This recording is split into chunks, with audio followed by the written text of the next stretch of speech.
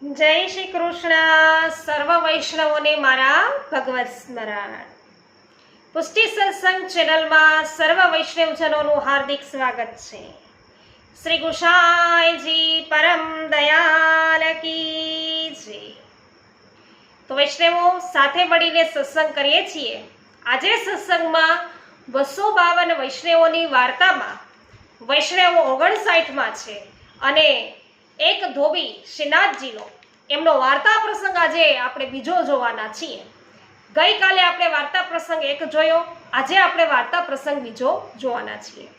તો વાર્તા પ્રસંગની શરૂઆત કરીએ એ પહેલા આપ સર્વ વૈષ્ણવજનોને એક વિનંતી કરું કે વૈષ્ણવો હજુ સુધી આપણે પુષ્ટિ સત્સંગ ચેનલને સબસ્ક્રાઇબ ન કરી હોય તો અવશ્ય કરી લેજો, જેથી પુષ્ટિ માર્ગીય સત્સંગ તમને આ ચેનલ દ્વારા પ્રાપ્ત થશે.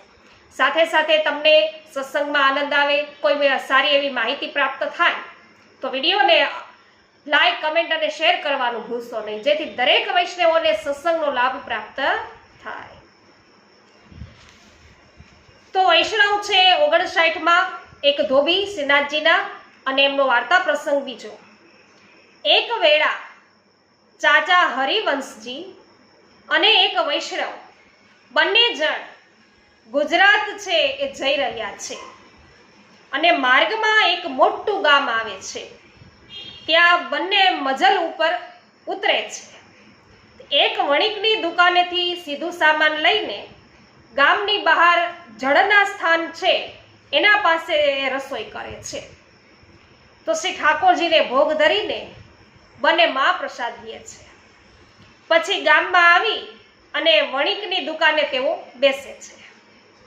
દિવસ થોડોક રહે છે ત્યારે બધા લોકો ક્યાંક જતા હોય છે. તો એ વણિક પણ દુકાનને વધાવીને જવા લાગે છે. ત્યારે ચાચાજીની સાથેનો વૈષ્ણવ છે એ એને પૂછે છે કે તમે ક્યાં જાઓ છો? તો એ બધા લોકો છે આ ક્યાં જાય છે અને અહીં આ દેહરામાં છે શું? ત્યારે તે તેમને કહે છે કે એ રાજાના શ્રી ઠાકોરજી છે. અહીં ઘણો વૈભવ છે અને મંદિર સુંદર છે કે તો એમાં ખૂબ મણીજડિત કારીગરી છે અને જોવાલાયક કે સ્થળ છે. એટલે શ્રી ઠાકોરજીના ઘરેણા પણ ખૂબ જ છે કે અને મૂલ્યવાન છે બધા ઘરેણા. તો ચોકી, સિંહાસન બધું મણીજડિત છે. વસ્ત્ર, ચંદરવા, પીછવાઈ ઘણી ઊંચી જરીના એમ અને મખમલના છે કે તો તમે પણ ચાલો જુઓ તો ખરા કે. તો તમે ઘણે ઠેકાણે શ્રી ઠાકોરજીના દર્શન કર્યા હશે, પણ આવું ક્યાંય નહીં હોય. તમે જુઓ આવું છે એ વૈષ્ણવ બધા એને કહે છે.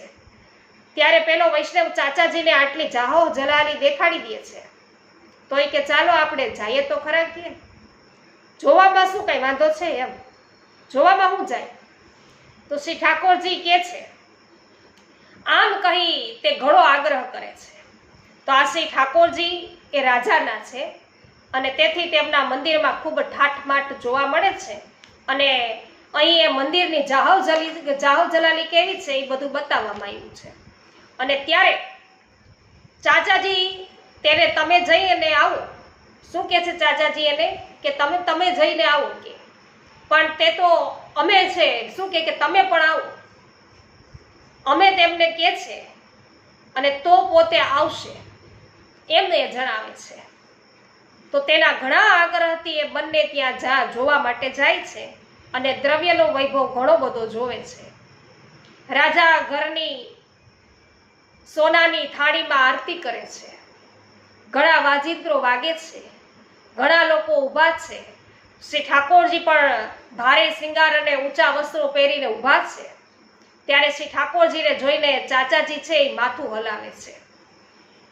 તો ધોબીનો ઠાઠ કે સરસ છે આવું કહે છે અને માથું હલાવે છે. તો રાજા એ જોવે છે. તે તેના ખવાસને પેલા બે પરદેશી કે ઊભા છે ને એને લઈ જઈ અને કોટડીમાં રોકી રાખવા કહે છે. રાજા શું કહે છે એના માણસને કે આ બે જે બહારથી આવ્યા છે ને એને કોટડીમાં લઈ જાજો કે ત્યાં રાખજો. તો એ બંનેને પકડીને કોટડીમાં પૂરી અને પછી તાળું મારીને કહે છે કે રાજાને તમારું કામ કે થઈ ગયું છે. રાજાને તમારું કામ છે.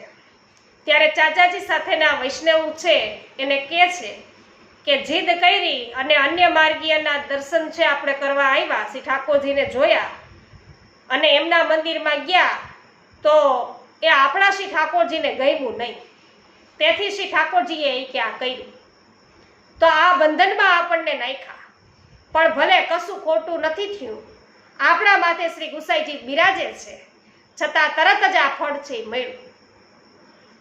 તો ચાચાજી અને પેલો વૈષ્ણવ તેમના શ્રી ઠાકોરજીની ઈચ્છા વિરુદ્ધ અન્ય માર્ગીયના શ્રી ઠાકોરજીને જુએ છે, એમના મંદિરમાં જાય છે, તેથી તત્કાળ ફળ સ્વરૂપે બંનેને બંધન અવસ્થામાં રહેવું પડે છે. તો અહીં એ દેખાડ્યું છે વૈષ્ણવો કે પુષ્ટિ માર્ગીય શ્રી ઠાકોરજી સિવાય અન્ય ઠાકોરજી પાસે સર્વથા ક્યારેય જવું નહીં, એમને જોવા નહીં, પ્રસાદ લેવો નહીં, નહીતર અન્યાશ્રય થાય. અને શ્રી આચાર્યજી મહાપ્રભુજી વિવેક ધૈર્યાશ્રય ગ્રંથમાં કહે છે, એ શ્લોકમાં શું કહે છે કે અન્યસ્ય ભજનમ તત્ર સ્વતો ગમનમેવ ચ. તો તેથી વૈષ્ણવ આ અન્યાશ્રયથી ખૂબ ચેતતા રહીએ એવી વાત કરી.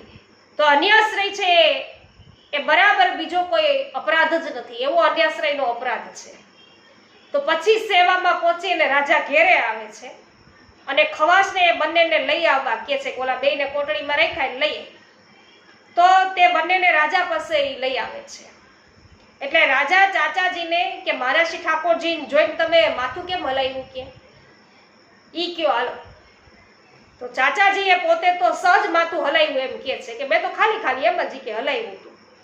રાજા તેમને કહે છે કે એ વાત તો તમારે અમને કેવી જ જોઈએ, અમને સમજાવી જ જોઈએ, નહીતર હું તમને છોડવાનો નથી, રોકી રાખીશ.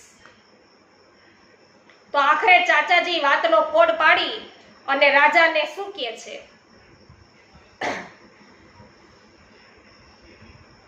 કે તારા જે ઠાકોરજી છે ને એ તો અમારા શ્રી ઠાકોરજીના ધોબી છે, તેથી અમે કે માથું હલાવ્યું આમ કે છે. ત્યારે રાજાને તારા શ્રી ઠાકોરજી તો અમારા શ્રી ઠાકોરજીના ધોબી છે એવું કીધું અને એથી અમે માથું હલાવ્યું. ત્યારે રાજા એમ કહે છે કે હું કેમ માનું કે એ ધોબી છે એમ. પછી ચાચાજી કહે છે કે તમને જો ખાતરી ન થતી હોય તો અમારી પાસે અમારા શ્રી ઠાકોરજીના વસ્ત્રો છે, તે આપણે તમારા શ્રી ઠાકોરજીના મંદિરમાં જઈને રાખી આવીએ. એ વસ્ત્ર ધોઈને સરસ કળચરીઓ કાઢીને ઘડી કરીને રાખે તો તમને ખાતરી થાય ને કે. રાજા કહે કે હા હાલો એવું કરીએ. પછી રાજા અને ચાચાજી એમના મંદિરમાં જાય છે. ત્યારે શ્રી ગોવર્ધનનાથજીના વસંત ઋતુના વસ્ત્રો એ ચાચાજી પાસે હતા, તે કાઢીને એક ચોકી પર વસ્ત્ર બિછાવીને ધરે છે. અને રાજા શ્રી ઠાકોરજીને ચાચાજીએ કહ્યું છે કે આ વસ્ત્ર શ્રી ગોવર્ધનનાથજીના પોતાના છે, તો તેને જેમ કરતા હતા તેમ કરજો.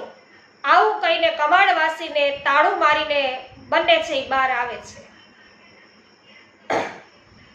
તો પછી ચાચાજી છે એ કમાડ છે એની આગળ જ સૂઈ રહ્યા છે અને સવારે ઉઠીને રાજા અને ચાચાજી જુએ છે તો વસ્ત્ર ખૂબ જ સરસ ધોઈને ચોવાના ડાઘ બધા કાઢીને કરચલીઓ સરખી કરીને સુંદર ઘડી કરીને રાખ્યા છે. પછી ચાચાજી રાજાને કહે છે કે હવે તો ધોબી થયા ને, તમને ખાતરી થઈ? એથી રાજા કહે છે ખાતરી તો થઈ, પણ હવે મને એ વાત કહો કે ધોબી કોણ અને શ્રી ઠાકોરજી કઈ રીતે થયા? તો ચાચાજી કહે છે કે એ પહેલા તો અમારા શ્રી ગોવર્ધનનાથજીના ધોબી હતા, શ્રી ગોવર્ધનનાથજીના વસ્ત્રો એ ધોતા હતા. એક વખત અમારા ગુરુ શ્રી વિઠ્ઠલનાથજી જે પોખર પર એ કપડાં ધોતા હતા ને ત્યાં પધાર્યા હતા અને એને વસ્ત્ર ધોતા એ જોઈ ગયા હતા. તે ખૂબ જ કાળજીપૂર્વક અને હાથ મસળીને ખૂબ જ સુંદર રીતે ધુએ છે વસ્ત્રોને. ત્યારે શ્રી ગુસાઈજી એને પૂછે છે કે આ વસ્ત્ર હાથે મસળીને કેમ ધુએ છે, શિલા ઉપર કા પછાડીને ધોતા નથી? ત્યારે ધોબી કહે છે કે શ્રી ઠાકોરજીના વસ્ત્ર છે તો એ પ્રભુ સમાન છે, તેથી શિલા પર પછાડીને કેમ ધોવાય કે, તેથી આ રીતે ધોઈ રહ્યો છું. તો તેની વાત સાંભળી શ્રી ગુસાઈજી તો એ કે ખૂબ જ પ્રસન્ન થયા અને તેને કહ્યું કે હું તારા ઉપર ખૂબ જ પ્રસન્ન થયો છું, તું તારી જે ઈચ્છા હોય ને એ માંગ.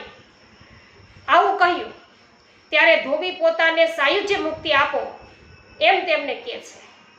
તો લૌકિકમાં કે મારી પૂજા અને માનતા થાય, શ્રી ઠાકોરજીની સેવાની જેમ કે મારી સેવા થાય એવું વરદાન એ માગે છે એ ધોબી.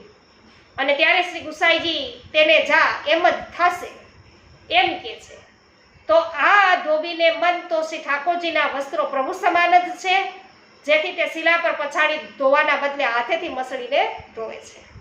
તો અહીં એ શંકા વૈષ્ણવો થાય છે કે સાયુજ્ય મુક્તિ થાય પછી તો જીવ છે એ પ્રભુના તેજમાં ભળી જાય, પછી લોકોમાં એની પૂજા કેવી રીતે હાલે? તો કહે છે કે એ ધોબી પુષ્ટિ માર્ગીય હતો, તો તેની પુષ્ટિની રીતે એને સાયુજ્ય મુક્તિ શ્રી ગુસાઈજીએ આપી. અને તેમાં શ્રી પ્રભુના શ્રી અંગમાં જેમ અંતરગૃહતાની જે સ્થિતિ થઈ તેવી આની સ્થિતિ થઈ એવું જાણવું. અને આ સાયુજ્ય મુક્તિ મર્યાદાથી વિલક્ષણ છે. તો એમાં પ્રભુની ઈચ્છા હોય ત્યારે આ જીવ ફરી બહાર પ્રગટ થાય અને એની સાથે પ્રભુ રસાદી વિહાર કરે અને પછી ફરી પ્રભુના હૃદયમાં એની સ્થિતિ થાય. તો મર્યાદા માર્ગીય સાયુજ્ય મુક્તિમાં તો તેજમાં તેજ છે એ લીન થઈ જાય છે અને ફરી નીકળે નહીં. તેથી આ ધોબી આધિદૈવિક ભાવ રૂપથી તો સાયુજ્ય પામ્યો, આધ્યાત્મિક રૂપે શ્રી ઠાકોરજી બનીને લોકોમાં પૂજાયો. આ છે એ પ્રકાર જાણવો.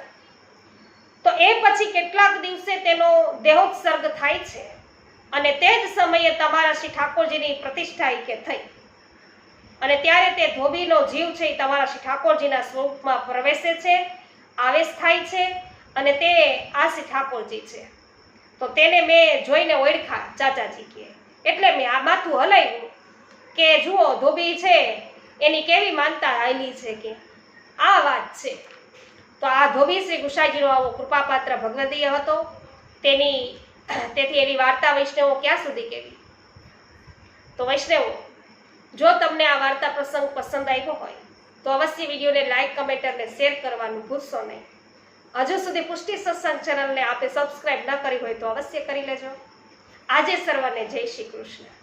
શ્રી ગુસાઈજી પરમ દયાલ કી જય.